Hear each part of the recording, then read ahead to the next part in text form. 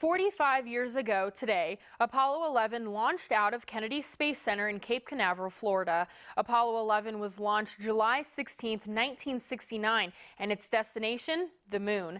Astronauts who rode in the Apollo 11 were trained right here in northern Arizona at Meteor Crater. NAZ Today's Dakota Jones takes us back in time when it was one small step for man and one giant leap for mankind.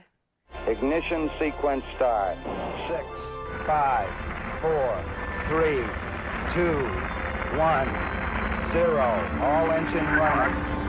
We have a liftoff. Liftoff on Apollo 11. Before that small step astronauts took on the moon, a number of preparations took place.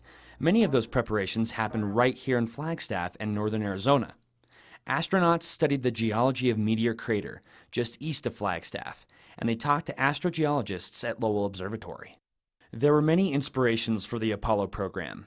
The United States wanted to win the space race, the battle between the United States and the Soviet Union, to explore beyond the reaches of Earth.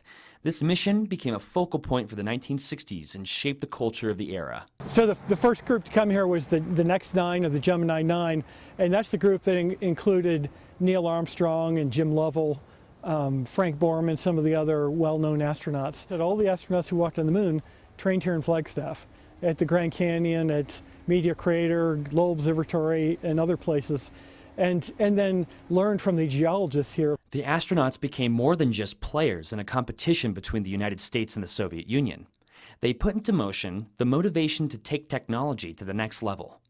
Many common technologies we use today were developed during the space race era. A lot of the stuff they developed, we use that technology today in medical devices, for communications. Our technological world is an offspring of the Apollo program. That small step and inevitable journey, which in many ways grew up in Flagstaff, launched the United States into the space age and beyond. For NAZ Today, I'm Dakota Jones. Here, the Eagle has landed.